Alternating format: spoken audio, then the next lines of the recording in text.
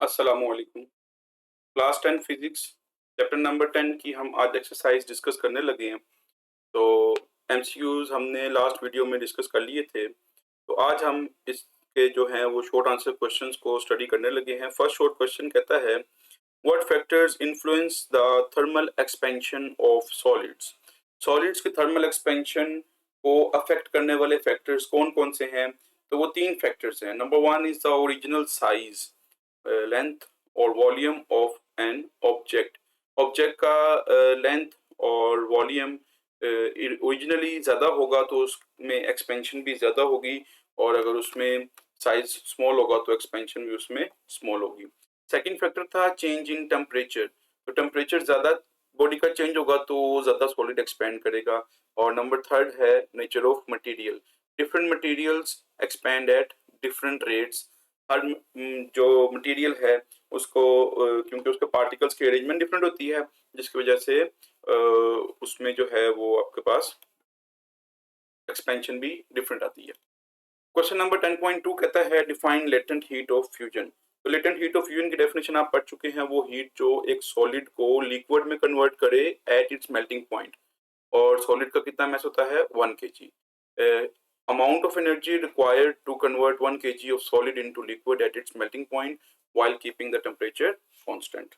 Next है जी question number 10.3 how do different materials exhibit varying thermal expansion behaviour. तो अभी आपने ऊपर तीन फैक्टर्स पढ़े, थर्ड फैक्टर को उसने यहाँ पे अलग से क्वेश्चन कर लिया है कि भाई डिफरेंट मटेरियल्स की एक्सपेंशन डिफरेंट क्यों होती है। तो डिफरेंट मटेरियल्स की एक्सपेंशन डिफरेंट इसलिए होती है कि उनका कोफिशिएंट ऑफ एक्सपेंशन जो है, चाहे वो लीनियर हो चाहे वो वॉल्यूमेट्रिकल हो, तो वो डिफरेंट होता है क्योंकि इंटरमोलिकुलर फोर्सेस और अरेंजमेंट ऑफ एटम्स वो वेरी करती हैं, वो चेंज होती हैं from one substance to another. For example aluminium जो है वो स्टील के मुकाबले में ज़्यादा एक्सपैंड करेगा जब उनको सेम टेम्परेचर चेंज पे सब्जेक्ट किया जाएगा, मतलब हीट किया जाएगा। क्वेश्चन नंबर 10.4 है, कहता है evaporation causes cooling. How does evaporation contribute to cooling process in everyday life? Everyday life में evaporation कूलिंग की वजह कैसे बनता है, हाउ, तो उसको हम पहले एक्सप्लेन करेंगे कि जी कूलिंग की वजह क्या है, और फिर यहाँ पे दो एग्जांपल्स दे देंगे। कहता है evaporation causes cooling because during evaporation the molecules that evaporate take away heat from the remaining liquid. तो जो मॉलिक्यूल evaporate करते हैं वो रिमेनिंग लिक्विड से हीट एनर्जी एब्जॉर्ब करके evaporate हो जाते हैं, और जो पीछे मॉलिक्यूल्स बचते हैं उनकी एनर्जी कम हो जाती है। High energy molecules leaving behind cooler molecules, और इस तरह evaporation की वजह से कूलिंग प्रोड्यूस हो जाती है। इसकी एग्जांपल हमने पढ़ी थी, स्वेटिंग कूल्स आवर बॉडी। जब अब पसीना आता है तो वो जैसे ही स्वेट ड्राई करता है तो आपको कूल फील होता है। नेक्स्ट आप देखते हैं कि जो अर्थन पोर्स होते हैं, लाइक जो मिट्टी के बर्तन होते हैं, उनमें पानी कूल रहता है क्योंकि वहां से evaporation हो रही होती है। आप देखते हैं कि वो जो मिट्टी का बर्तन है वो बाहर से भी आपको उसकी सरफेस क्या नजर आती है? वेटी गीली गीली नजर आती है, क्योंकि वहां से मॉलिक्यूल्स evaporate हो रहे होते हैं और वो जो है evaporation की वजह से पानी उसमें ठंडा रहता है। क्वेश्चन नंबर है जी आपके पास 10.5 लेटेंट हीट ऑफ वेपोराइजेशन को डिफाइन करना है और बताना है कि इसको कैसे कैलकुलेट किया जाता है। तो लेटेंट हीट ऑफ वेपोराइजेशन की definition amount of heat energy required to convert 1 kg of liquid into gas at its boiling point without changing the temperature. वो हीट जो एक लिक्विड को 1 kg लिक्विड को गैस में कन्वर्ट करे उसके boiling point पे और उसके टेम्परेचर को चेंज ना होने दे, इस हीट का नाम है लेटेंट हीट ऑफ वेपोराइजेशन। इसका फॉर्मूला है Q इक्वल्स टू MLV। ये बुक में जो है वो Q इक्वल्स टू MLV लिखा हुआ है, आप भी वही याद करेंगे, Q equals to MLV। HV नहीं है, ये पुरानी बुक में था तो गलती से लिखा गया। नेक्स्ट है जी आपके पास constructed response questions. Constructed response questions में फर्स्ट क्वेश्चन है why do bridges need expansion joints but glass jars with the material lids do not, even though both experiences temperature changes, discuss in terms of nature of thermal expansion. जी, जो आपके पास bridge है is a very huge material, huge structure जो metallic bridges होते हैं जो rail passage के लिए बाज़ औक़ात आपके रिवर्स के ऊपर बनाए जाते हैं ताकि रेल पैसेज हो सके। तो वो ब्रिजेस स्टील के बनाए जाते हैं। ये एक बहुत बड़ा मैसिव स्ट्रक्चर है और जब एक हॉट डे होता है तो लॉन्ग ब्रिज में एक्सपेंशन भी बहुत ज़्यादा होती है, सिग्निफिकेंटली वो एक्सपेंड करता है। अगर हम वहाँ पर एक्सपेंशन जॉइंट्स ना दें तो आपका ब्रिज क्रैक कर सकता है। और जो ग्लास जार है वो एक बहुत ज़्यादा स्मॉलर स्ट्रक्चर है। ग्लास जार का जो लिड है, जो कैप है उसका मेटालिक, जो जैम जार आप देखते हैं, उसका जो कैप मेटालिक है वो बहुत एक स्मॉल स्ट्रक्चर है।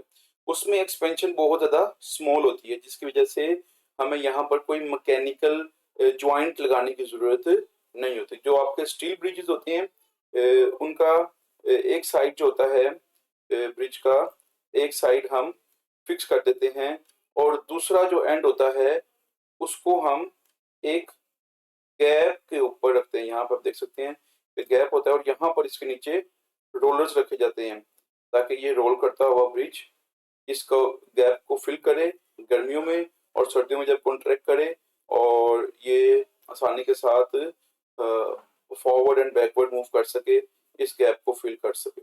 और ये गैप क्यों रहता है? ताकि एक्सपेंशन हो और वो गैप कवर हो जाए और आपका ब्रिज क्रैक ना हो। ये क्वेश्चन नंबर 10.2 है कि बताएं ये दो लिक्विड्स हैं, two liquids are heated under same conditions. दोनों लिक्विड्स को सेम कंडीशन पे हीट किया गया, मतलब सेम हीट प्रोवाइड की गई है, लेकिन एक लिक्विड जो है वो बहुत जल्दी गर्म हो जाता है। What does this indicate about the specific heat capacity? तो स्पेसिफिक हीट कैपेसिटी पढ़ा था कि जिन सब्सटेंसेस की स्पेसिफिक हीट कैपेसिटी लो होती है, स्पेसिफिक हीट कैपेसिटी क्या होती है? लो, वो बहुत जल्दी गर्म हो जाते हैं, जैसे मेटल्स। और वो मटेरियल्स जो जिनकी स्पेसिफिक हीट कैपेसिटी बहुत ज्यादा हाई होती है, क्या होती है? हाई, वो बहुत देर से गर्म होते हैं, उनको गर्म होने में बहुत ज्यादा टाइम लगता है। तो आप देख सकते हैं कि वो ऐसा लिक्विड जो बहुत जल्दी गर्म कर रहा है उसकी स्पेसिफिक हीट कैपेसिटी क्या होगी? बहुत ज्यादा वो लो होगी। तो ये आपके पास आ गया कि जी if a liquid heats up faster under same conditions it indicate that it has lower specific heat capacity. Next है जी आपके पास 10.3, कहता है एवेपोरेशन जो है वो फास्ट होती है ड्राई एयर में। ड्राई एयर मींस कि उस एयर में वाटर मॉलिक्यूल्स, वाटर वेपर्स नहीं है।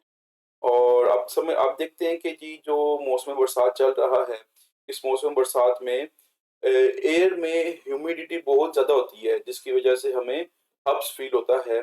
तो ये जो हब्स है ये बेसिकली वाटर मॉलिक्यूल्स की ज़्यादती की वजह से होता है कि वाटर मॉलिक्यूल्स बहुत ज़्यादा एक्सेस मिकदार में होते हैं। तो इस मौसम में आप देखते हैं कि जो आपके क्लोथ्स होते हैं, वेट क्लोथ्स, उनका ड्राई होना थोड़ा सा टाइम टेकन होता है, वो फौरी तौर पर आपके क्लोथ्स ड्राई नहीं होते।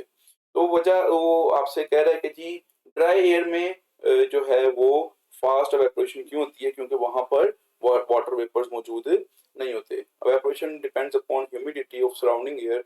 इन dry air the concentration of water vapour is low, making it easier for liquid molecules to escape into the air. ठीक है जी, जब वाटर मॉलिक्यूल नहीं होंगे तो क्लोज के वाटर मॉलिक्यूल्स को एवेपोरेट होना जो है वो क्या होगा? वो आसान हो जाएगा। नेक्स्ट है क्वेश्चन नंबर 10.4, कहता है कि जी when a piece of ice melts the temperature does not increase even though heat is supplied। आप उसको हीट कर रहे हैं लेकिन उसका टेम्परेचर नहीं बढ़ रहा आइस का, वो सिर्फ मेल्ट हो रही है। Where does the energy go? Energy कहाँ जा रही है? And why is this important in phase change? Phase change में ये इम्पोर्टेंट क्यों है? तो ये आपसे basically latent heat of fusion के बारे में उसने क्वेश्चन किया है कि आइस अपने मेल्टिंग पॉइंट पे सिर्फ मेल्ट होगी और जितनी भी वो हीट एब्जॉर्ब करेगी वो फेज चेंज में काम आएगी, वो उसका टेम्परेचर चेंज नहीं करेगी। तो ये basically latent heat of fusion को उसने आपसे एक डिफरेंट वर्डिंग में क्वेश्चन किया है। लास्ट क्वेश्चन है आपके पास कि why do electric wire, transmission wire sag in summer and Titan in winter? अब देखते हैं कि जो आपके पास इलेक्ट्रिक पोल्स हैं जो उनके दरमियान में समर में इलेक्ट्रिक वायर्स सैग सिचुएशन में नज़र आती हैं इस तरह, और जो होती हैं विंटर में जो पोल्स के ऊपर वायर्स होती हैं वो बिल्कुल ज़्यादा क्या होती हैं, टाइट हो जाती हैं। ये वजह क्या है ये टाइट होने की, और ये जो सिचुएशन है सैग सिचुएशन, इसको कहते हैं सैग।